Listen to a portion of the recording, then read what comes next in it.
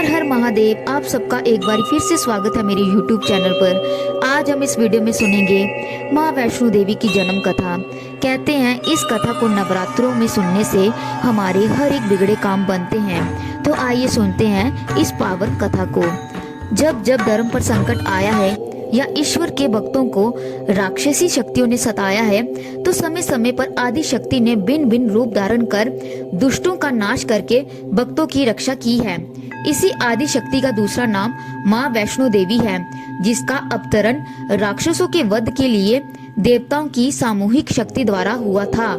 महाशक्तिशाली राक्षस रंभ के पुत्र महिषासुर के अन्याय एवं अत्याचारी से पीड़ित इंद्र आदि देवता ब्रह्मा और शिव के नेतृत्व में बैकुंठ में भगवान विष्णु के पास पहुँचे तथा अपनी सारी समस्या उन्हें बताई।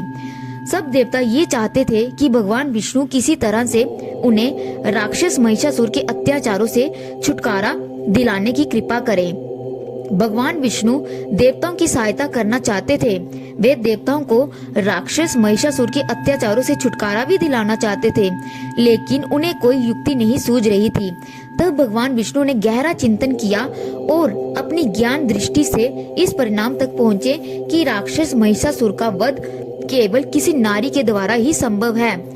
भगवान विष्णु ने राक्षस महिषासुर द्वारा सताए गए देवताओं को बताया, वर प्राप्त महाबली राक्षस महिषासुर का वध करने के लिए सब देवी देवताओं को सामूहिक रूप से प्रयास करना होगा।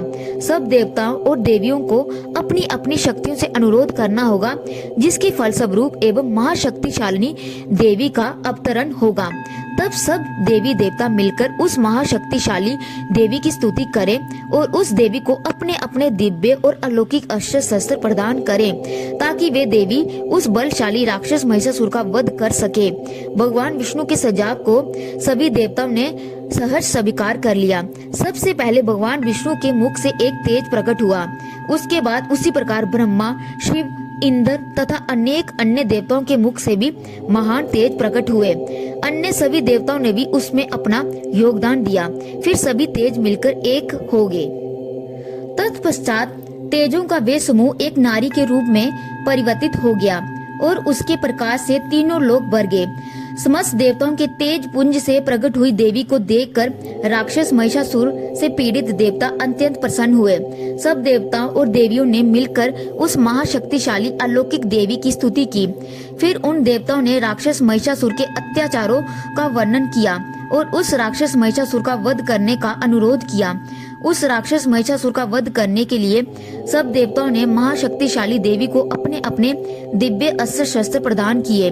शिव ने अपना त्रिशूल, विष्णु ने चक्कर, वरुण ने शंख, अग्नि ने शक्ति, वायु ने धनुष बाण, इंद्र ने वज्र तथा घंटा, प्रजापति ने कमंडल भेंट किए, हिमाचल ने देवी की सवारी के लिए सिंह भेंट किया और कोई देवताओं ने भी अनेक प्रकार के अस्त्र शस्त्र देवी को भेंट किए। माँ जगदम्बा को अलौकिक और दिव्य अस्त्र शस्त्र से सुसज्जित देखकर देवताओं ने उन्हें बार बार प्रणाम किया और महाशक्तिशाली राक्षस महिषासुर से अपनी रक्षा करने की प्रार्थना की। देवी ने देवताओं को निश्चित तथा निर्भय होने के लिए कहा और राक्षस महिषासुर का वध करने के लिए अपनी कुछ सेविकाओं के साथ शतशृंग पर्वत पर आ गई। उस पर्वत पर राक्षसों का आना जाना था। राक्षसों ने माँ जगदम्बा को एक अति सुंदर और रूपवती कन्या के रूप में देखा और जाकर राक्षस महिषासुर को माँ जगदम्बा की सुंदरता के बारे में बताया। देवताओं द्वारा बनाई गई योजना के अनुसार नारद मुनि ने भी राक्षस महिषासुर के पास जाकर माँ जगदम्बा की सुंदरता की प्रशंसा की और उसे प्रेरणा दी कि वे माँ भगवती का अपनी पत्नी के रूप में वरण कर ले। महिषासुर तो राक्षस बुद्धि था ही। माँ जगदम्बा की सुंदरता की बात सुनकर उसकी बुद्धि भ्रष्ट हो गई। राक्षस महिषासुर ने माँ जगदम्बा के पास अपने सहयोगियों को भेजा ताकि वे लोग माँ जगदम्बा को उससे विवाह करने के लिए सहमत कर सके।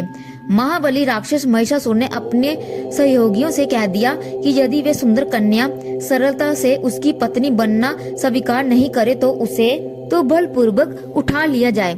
जब राक्षस महिषासुर के दूत ने माँ जगदम्बा को जाकर अपने स्वामी महिषासुर की बात बताई तो माँ जगदम्बा ने स्पष्ट कह दिया कि वे किसी से विवाह नहीं कर सकती, क्योंकि उन्हें सारी आयु कुमारी रहने का संकल्प रखा है। माँ जगदम्बा का उत्तर सुनकर महिषासुर के दूत और उसके साथ आए सैनिकों ने देवी पर आक्रमण कर दिया। देवी ने भी अपने अस्त्र शस्त्र संभाल लिए और उन राक्षसों पर भीषण प्रहार करके शुरू कर दिया। और फिर देखते ही देखते देवी ने उन सब राक्षसों को मौत की घाट उतार दिया। अपने दूत और अन्य सैनिकों को मारे जाने का समाचार सुनकर राक्षस महिषासुर का खून खोल उठा।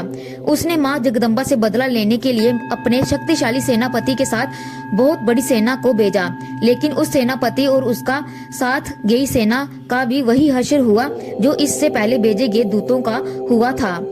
युद्ध काफी समय तक चला। एक एक करके राक्षस महिषासुर के सेनापति सब मारे गए। अंत में माँ जगदम्बा ने शक्तिशाली राक्षस महिषासुर का भी वध कर दिया। महिषासुर के वध की बात सुनकर देवता लोग बहुत ही प्रसन्न हुए और उन्हें एक बार फिर माँ जगदम्बा की स्तुति की, क्योंकि माँ जगदम्बा ने उन लोगों से महिषासुर के अत्याचारों से मुक्ति दिलवाई थी। कुछ समय तक माँ जगदम्बा आदि कुंवारी स्थान पर रही और फिर महाबली राक्षस महिषासुर के वध के बाद वर्तमान गुफा को अपनी तपोभूमि बनाया। बाद में यही आदि कुमारी नामक स्थान अर्धकुमारी के नाम से मशहूर हुआ। आदि कुमारी स्थान पर जिस प्रकार माँ जगदम्बा ने तपस्या के लिए एक छोटी सी गुफा में निवास किया था, उसी प्रकार इस नए स्थान पर भी चरण गंगा के उद्गम स्थान पर गुफा में अपना आसन बना लिया और अपने तीनों प्रमुख स्वरूपों के प्रतीक के रूप में 3 पिंडियों की स्थापना कर दी।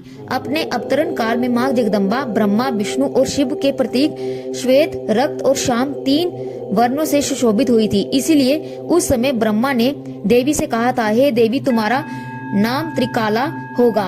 तुम संसार की सदा रक्षा करोगी और सबका कल्याण करोगी। गुणों के अनुसार तुम्हारे और भी बहुत सारे नाम और रूप होंगे। तुम जो 3 वर्ण दिखाई पड़ते हैं, इनसे तुम अपनी तीनों मूर्तियों बना लो। इस पर माँ जगदम्बा ने अपने श्वेत, रक्त और श्याम रंग से 3 पिंडियां स्थापित की। ब्रह्मा के अंश से महासरस्वती, विष्णु के अंश से महालक्ष्मी तथा शिव के अंग से महाकाली कहलाई। गुफा में मौजूद 3 पिंडियां देवी के इन 3 रूपों का प्रतीक है और इन तीनों स्वरूपों का एक सम्मिलित नाम है वैष्णवी, जिसका आजकल प्रचलित नाम वैष्णो देवी है। एक ही महाशक्ति के ये 3 अलग अलग नाम हैं और सामूहिक रूप से इन्हें वैष्णवी अर्थात वैष्णो देवी के नाम से स्मरण किया जाता है। जिस प्रकार ईश्वर एक होने से भी प्रयोजनवश ब्रह्मा, विष्णु और शिव इन तीनों के रूप में विभक्त है, ठीक उसी प्रकार आदि शक्ति माँ जगदम्बा भी 3 रूपों वाली है।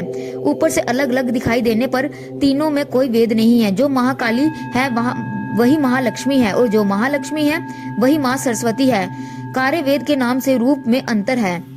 पुराणों में शक्ति से संबंधित अनेक कथाओं का वर्णन हुआ है। भगवान की तरह ही आदि शक्ति माँ वैष्णो देवी ने भी विभिन्न नाम और रूप धारण करके अनेक लीलाएं की थी। आदि शक्ति माँ वैष्णो देवी द्वारा अनेक रूपों में अवतार लेने का मुख्य प्रयोजन राक्षसों द्वारा पीड़ित देवताओं का उपकार, लोक कल्याण, शक्तिशाली राक्षसों का वध, भक्तों का कल्याण और धर्म की रक्षा बताया गया है। राक्षसों का संहार करने पर जब देवताओं ने महाशक्ति माँ जगदम्बा का धन्यवाद किया तो देवी ने उन्हें अव्यय करके उनसे कहा कि जो लोग उनकी राक्षस वध की कथाओं को श्रद्धा पूर्वक कहेगा या सुनेगा, उन्हें जीवन में किसी प्रकार का कष्ट नहीं होगा। मेरे इस भक्तों को जो श्रद्धा और विश्वास से मेरी कथा सुनेंगे, ना तो प्रिय का वियोग होगा और ना ही राजा या शत्रु का व्यय होगा। नवरात्रों के दिनों में जो भक्त उनकी कथा को भक्ति और श्रद्धा पूर्वक से सुनेगा, उसकी सब बाधाएं दूर हो जाएंगी और वे धन धान्य आदि से संपन्न रहेगा तथा जीवन का हर सुख भोगेगा। उसका सारा जीवन सुख सुविधाओं से भरपूर रहेगा। जो भक्त पुष्प, धूप, अगर, सुगंध आदि सामग्री से उनकी पूजा एवं आराधना करेगा, उसे ऐश्वर्य, सौभाग्य एवं मोक्ष प्राप्त होगा। जय माता दी। हर हर महादेव।